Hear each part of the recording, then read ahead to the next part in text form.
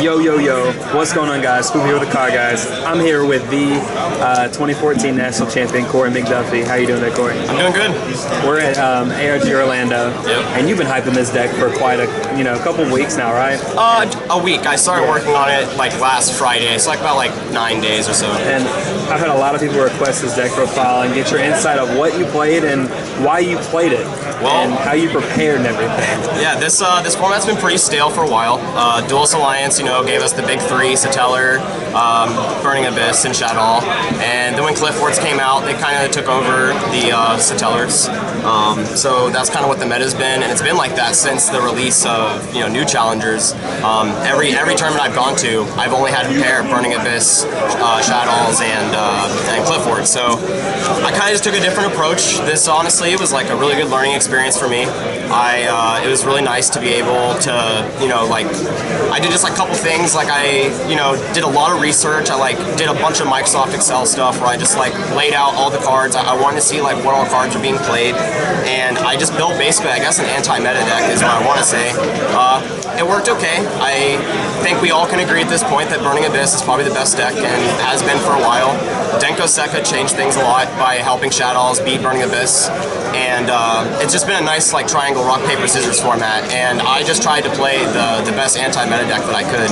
And I also took a similar approach to the deck I played at Nats. It does so happen to play some of the same cards, but the style of the deck's very similar too. I just want to see what my opponent's going to do first, and I want to be able to capitalize on what I think they have and just try to play around all the cards. You like to play reactive? Yeah. I understand completely. Well, but also the format's so stale, you know exactly what cards they have. There hasn't been any really crazy tech that has changed. That no transformational sideboards, no game-breaking sideboard. I don't know. I just feel like the format's been the same for months of Yu-Gi-Oh! I've been playing, and so I'll show you guys what I brought this weekend. Go ahead with it. We got 3 Curry Bandit and 3 Remilio. These are pretty much what we want to see in our opening hand every game. Any card that is good on its own, I am definitely going to be a fan of, especially when I'm playing a reactive deck, because you don't want to really ever brick or draw too many reactive cards that rely on a certain situation to be turned on. So these cards pretty much enable the whole deck and combo very well with this card. Curry Bandit, you'll see in a minute, why Curry Bandit's really important, but just so far, Curry Bandit with this package is really powerful.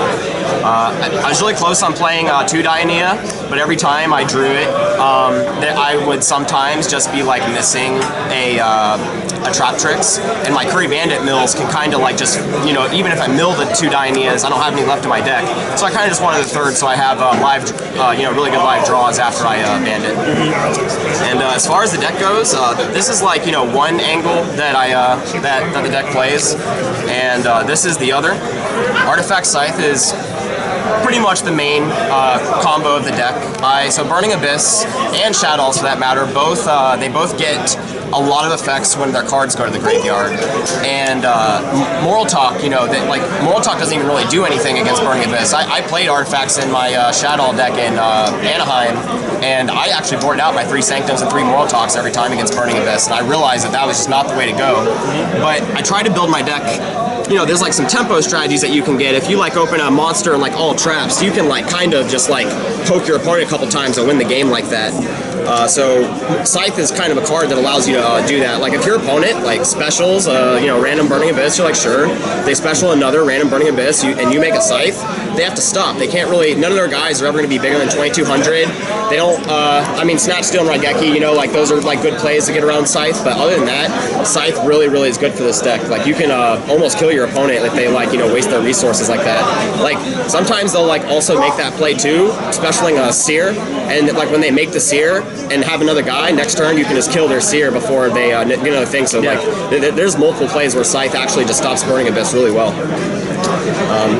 The Beagle Tax, help when we draw all of our artifacts. So yeah, sorry. Some people may not know what Caduceus is, or Caduceus, I'm not sure what his name, but he's got 16 attack, 24 defense. Whenever whenever an artifact is special summoned during your opponent's turn, while you already have him face up, you can draw a card. So you can't draw off himself, but basically if we're ever going to be putting artifacts into play while he's in play, he can actually, help some of your cards plus, and he's actually like pretty good when you're chaining Scythes and stuff. So yeah, I just wanted to, a lot of the monsters will make a lot more sense when I get to the spells and traps, but it's pretty important to know I don't really want to play that many monsters. I want to be able to like react to all my opponent's spells, because honestly, all that these like Shaddolls decks and Burning Abyss decks do, they float, they get like card advantage off their cards going to the grave, and I just kind of want to like stop all their plays that turn on any of their cards, and then just like barely kill them with like Remilias, like random monsters, and even artifacts are the random monsters too. But and also I'll get into exactly why I was really attracted to these artifacts other than just Scythe. Okay. So, like I said earlier, I want my deck to be pretty consistent, and I want my cards to like do the same thing and be good on their own. And these cards help you pretty much, do whatever your deck's trying to do. If you open a hand of all spells and traps and you really, really need that Bandit or the Myrmilio, Pod Duality helps you find them by going 3 cards deeper. And if you have upstarts, the numbers play out even better for you to be able to open a playable good start.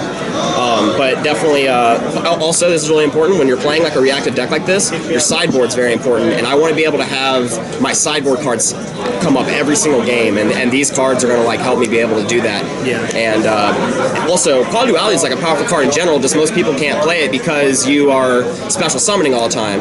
If you look at the deck, Bandit doesn't special, Myrmilio doesn't special. You can get the Dianea and use your traps to get her into play the next turn. But also, when you're Pod Duality and having Sanctum and ways to put artifacts in play during your opponent's turn, you're not even affected by the drawback. So Pod Duality was actually like a really big all-star for me this weekend. 3 Mystical Space Typhoons. So I also played 3 Ignitions. We have 6 effects to be able to destroy any spells and traps, which is really cool because this deck can get kind of hurt by emptiness if I'm like trying to chain artifacts into play. But also, I just don't want my opponent to ever have Fire Lake. So having these is really important to try not to be Fire Laked. But don't forget Qliphorts in the format, and these cards actually just are insanely powerful against Qliphort. Like when you're playing a deck like this, when you have all these cards in your deck, and your opponent needs to have a scout in play, you can simply build a deck to combat strategies like that when their strategies are so linear. So once again, I was like really happy about this package, and this is like one of the main reasons why I was playing the deck. The only other spells I played were these 3. Pretty much 3 power 1-ofs, pretty much. Yeah. So Korey Bandit is like really nice because he like makes the deck like work, and then I guess like fix your bad draws. He just like really gets a lot of the engines going. But when you like can rip Soul Charge or rip Snatch Steal, those cards are so powerful. Doesn't matter how good your opponent is at Yu-Gi-Oh. They're probably just going to steal a game. Now, one thing that I'm going to point out too, playing such a reactive deck, it can be really bad to go second sometimes. Like if my opponent, does open with like Dante, Graphoseer into play, and then set a Fire Lake, and I don't open one of these, I can die the next turn very simply. So I really want to be able to have plays that I can do when my opponent goes first, and that is why I wanted to main deck these cards, Mind Control and Snatch Steal. So against Dante, I'll just go ahead and jump to the extra deck just for 1 second. But I played a Downer Magician because against your opponent's turn 1 Dantes, you can just deal with it without putting anything in the grave. Also, Mind Control and Snatch Steal are probably 2 of the most efficient ways to get your opponent to Fire Lake without you having to contribute anything to the board. Like, if your opponent does start that play, I mentioned Dante, random Burning Abyss, and a Fire Lake, if you Snatch Steal or Mind Control their Dante, they're kind of put on the spot right then and there what they need to do as far as that. Also, my deck, as far as like when I was talking about Korey Bandit and making some of my cards better, when I get the Mind Control the Dante, if they Tour Guided into play, I can just easily mill the Tour Guide to mill 3, and that's pretty good for me too because I want some of my cards in the graveyard. So that was just like one random utility for that. But and Snatch Steel, by the way, you know, this is one of the first weekends we've been able to play with Snatch Steel, and it was powerful all weekend. It was you know, in the realm of Raigeki, BLS, like they're situational, but they're very heavy game impact. So that was the spell lineup. Alright, and then for the traps, we got 3 Sanctum, pretty much one of the more important cards in deck. Same thing with Pod Duality and Upstart Goblin. I want to be able to like just make the same plays every game on turn 1, so I want to be able to always open Sanctum. I'm going to show you like a couple combinations of cards that that this deck can really do with Sanctum and some of the other ones. Call the Haunted was most of the time when I was talking about Curry Bandit turning on my deck. Like this is one of the cards that Curry Bandit is really, really important for. When I side out Call the Haunted, I'll actually probably side out a Curry Bandit or 2, and that's usually against Burning Abyss because I don't really want to set too many cards. Like I don't want to like put cards in front of Fire Lake if I don't have to. So against Burning Abyss, I'm taking out like my Curry Bandits and Call the Haunteds. But Curry Bandit is also really powerful against Burning Abyss, like game 1, if anything, because like if I don't open Sanctum or some way to get a Scythe into play, the Curry Bandit mills 5, and if I've already played a Pot and an Upstart, I probably am going to hit a Scythe, and I can just go ahead and call the Haunted the Scythe into play and get the ability going like that. So it's kind of like a 5th Sanctum when you have Curry Bandit. So that's really nice. For Myrmilio, I was searching up Bottomless, and I had 2 Time Space. How Time Space worked? Oh man, Time Space is really good. It's like against same thing I was mentioning. Just like I don't want to put any of my opponent's monsters in the grave. Time Space catches Dante, Construct, Virgil, all those cards, and it's really nice against Qliphort too. They can't really like Pendulum without you getting rid of them with Time Space. But Time Space is like really nice. It really was. I really liked it. I tried to Trap Trick Trapple Nightmare in this slot, and it was really bad. It was awful. Like it literally was the worst card in my deck, so I took it out for Time Space, and it was insane how much better Time Space was. And then I'm playing Compulse, which is arguably one of the best traps in the format. Same concept with all the other things. I don't want to put my opponent's stuff in the grave. But Solemn Warning was a certain card I felt like I had to play. It was like the 39th or 40th card I played in my deck, behind like a 3rd Call the Haunted, maybe a sideboard card or 2 that I'll get to in a minute. But Solemn Warning I really had to play because I knew that I wasn't going to do well against Denko Sekka, and this is one of the few, 1 cards that you can have during your opponent's turn that can out Denko Sekka. So I really liked it, and it just randomly catches Shadow Fusion. Same thing with Time Space against Pendulum. You can nuke them all. So, but yeah, I really like the deck. Most of the slots were pretty solid. I was mentioning, I really want to show you guys why I play the artifacts. So first off, I played with 3 Scythe for a while, but they were kind of clogging, and I added the 2nd Beagle Tack for the same reason. I just really wanted to make sure I never clogged these guys. So all these guys get their effects even when you call the Haunted them into play. They don't have to be Sanctum or Ignition or buy another artifact, so it's really easy to be able to get these guys' effects going. But Caduceus is one of the cards that he's kind of a win more. He's not really good on his own. 24 defense is like not really that relevant. Everything's like 25 or so. But with this card, if you open Caduceus and like a Sanctum and an Ignition, or even if you open a Beagle Tack, you can do like a lot of stuff against Burning Abyss. Like against Burning Abyss, I would probably just like do something like I guess like Ignition, my Caduceus, go get the Scythe, and then when I Sanctum, I can get another Beagle Tack, and then that's +1, +2, +3, and your opponent can't do anything. Like Burning Abyss, they, like I said, none of their monsters are going to be bigger than 22, and all these guys really have a lot of power. So it's just it was really powerful. It was like I said, a win more. But some of those combos put my opponent so far out of reach. It was really good. And also, you don't really want to since you're playing so many MSTs and reactive cards, I really the draw effect will come up a lot and help you with those games that you open really bad. But yeah, these guys are really, really good against Burning Abyss all weekend. I'll show you another reason why I was really wanting to play the artifacts besides Scythe, but Scythe was I was very, very happy about Scythe. This deck probably won't be as good now that the surprise factor's kind of gone. It is definitely not on the same power level as Burning Abyss, but it definitely beat Burning Abyss very well. I beat every single Burning Abyss I played in the tournament.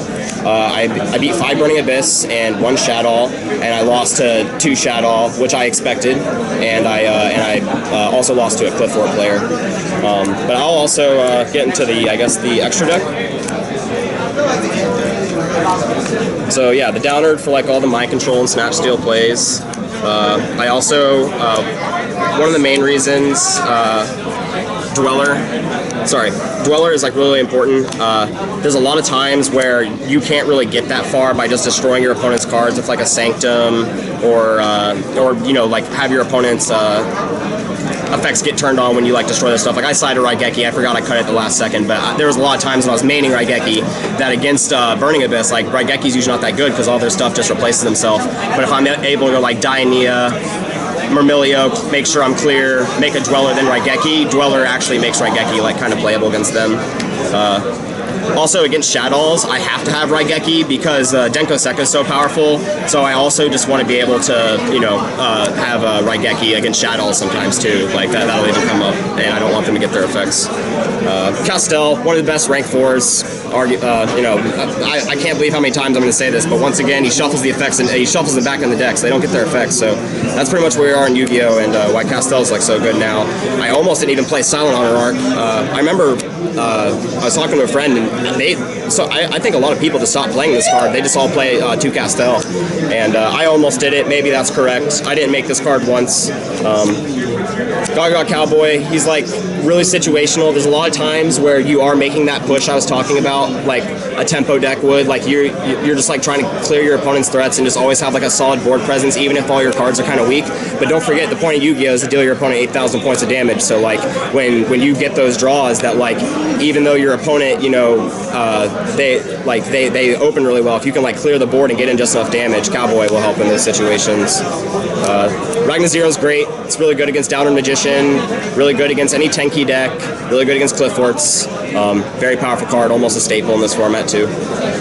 Giant Hand is okay. I think I made it once. There was like one time my opponent scarmed a tour guide into his hand, and I was able to make this next turn when my opponent was low life. So there's like that. But against against the Tellers also, I want to have Giant Hand.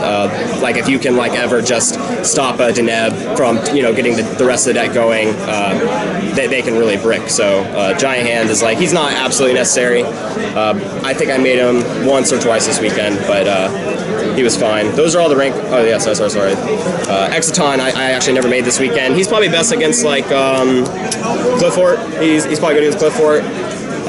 Clearing their whole board. It sucks that their stuff like goes to the extra, but they usually go all in anyways. Exiton, I guess now I think about it, he maybe shouldn't even been in the deck. He seems kind of weak, but especially after seeing how little he came up this weekend.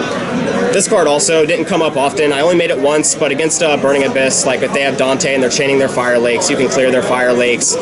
Like my opponent, he had like Dante, Fire Lake, and I like snatch stealed the Dante, making him have to Fire Lake if he wanted to, and then he didn't, and then I made Downard and or got rid of all his Fire Lakes, and then like had a huge Downard in play. So this guy may be okay, but also like I guess Qliphort Tower, maybe this card will come up too. Like that card's kind of annoying, but this card was like all right this weekend.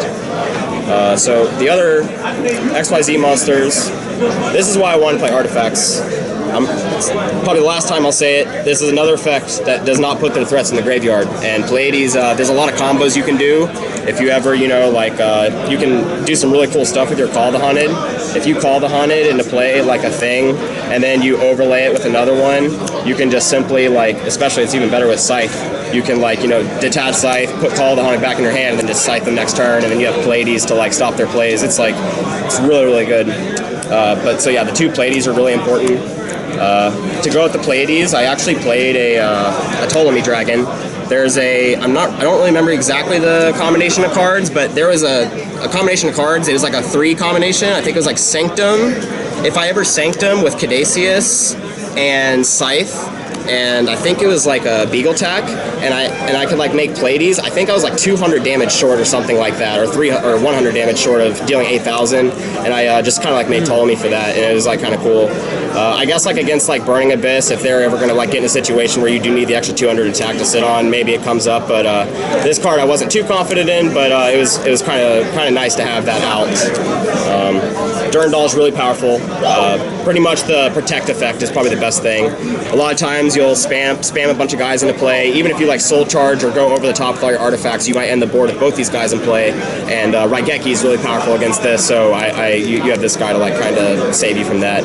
Also, I guess there was like another time my opponent he had tour guide that he searched, and you can like shuffle their tour guide back in their deck too. So Durandal's sweet for that. And then same thing with the Cowboy and like the rest of the concept of just being able to deal exactly enough damage for our opponents. Floaters really start to matter. I just want to be able to have outs to kill them, so that's why I got these two in here. Is even though your opponent's cards all replace themselves, if you can deal them 8,000 damage before their floaters start going, that's that. I guess all that's left is a sideboard. It was pretty linear. We got 3 Max C, 2 Monarchs, 2 Majesties, and so I boarded these all for Burning Abyss this weekend, and I regret having Night Beam. I had enough effects to stop them from fire laking me, but I really wanted to play probably another Majesty's Fiend or another Monarch Stormforth in this slot. This was insanely powerful. Every time against Burning Abyss when I drew these combinations of cards is really good, and when you make your deck like this reactive, Max C really helps play exactly the way you need to draw all the cards that you need to get this going too. So I really like this, didn't like this. Max C is really good against Burning Abyss, probably no matter what deck you're playing. And then against Qliphort, I already have so much game 1. I just boarded 3 Fairy Winds. Depending on how they played, I sometimes boarded in Raigeki against them, but not often. And then against Shaddolls, I had a Defusion, a Grand Mole, and against Shaddolls, I also played these cards. These cards get around, Shadow Fusion, it's really nice. This deck, just in general, doesn't really need to ever go in the extra deck, so their Shadow Fusion's never really turned on. And then their L Shadow Fusion is particularly powerful. It's pretty much why Scythe's bad against the deck. You can never really Scythe successfully. Like, if you Scythe and activate effect, they're just going to chain L Shadow Fusion no matter when you do it. So these cards are pretty much the way I want to fight both Burning Abyss and Shaddolls. And then also had, just the 1 Raigeki I mentioned. I pretty much boarded in Raigeki every time against Shaddolls, like I said, because I really don't want to have Denko and Vanity's Fiend and all those cards. I really just want to have outs too. So I would board in Raigeki mostly depending on how my opponent plays. But this format's like, like I said, I'm playing a really reactive deck and players play certain ways, and I just, played Raigeki mostly on how my opponent played. But since all the cards in Yu-Gi-Oh, they all replace themselves when they go to the graveyard, and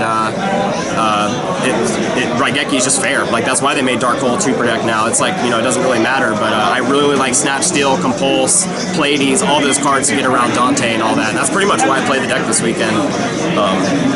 But yeah, I guess that's pretty much it. Well, I'm impressed. Now, that took a lot of thought and a lot of effort and a lot of play testing. Yeah, a lot of Yu-Gi-Oh players, I think, if they just it sounds like condescending, but if they just try to more of their ideas, it is a lot of work to keep brewing a deck. I played probably 35, 40 hours practicing this deck just in the last week. I have a Magic event this weekend that I'm going to, so I was kind of rushed because I still got to kind of keep up with that. But as far as this deck goes, I already approached the format similarly as I did to Hat, which I clearly have a little bit of experience in, and it's definitely my play style. And I pretty much just did the same thing with this format since the format's been so stale for so long. You can exploit metagames like this very easily. So, but yeah, that's what I decided to play. Now, if there was anything you could change in the deck going forward after this tournament, what would you do to the deck? Yeah, the deck list is pretty tight. Like I said, I'd really probably consider cutting the Night Beams. They weren't that good. The Night Beams were pretty weak against Burning Abyss, even when I drew them, because if they draw the half of the deck that's all monsters, this card's just dead. And I really wanted probably more Monarch Stormforth and Majesty's Fiend, since they were the best cards against Shaddolls. In the main deck, maybe add a third Call the Haunted. None of the cards are really weak this tournament. They pretty much all the scenarios that came up, I just they were when you play 3 Potted Duality, 3 Upstart Goblin, and Ignition and Sanctum search for your cards. You just do the same thing every game. So the list was pretty tight. The only cards that I really missed was I really liked Grand Mole, depending on how my opponent played. He was one of the cards I cut from the main in the last second. It's nice out to window, which is pretty powerful. It's Grand Mole is a card that I think a lot of people should look more into. The XYZ deck, I don't think I really missed anything, but Yeah, no, I think that's pretty much the only changes. Maybe like consider the Raigeki main if the format continues to show a lot of Denko Sekka.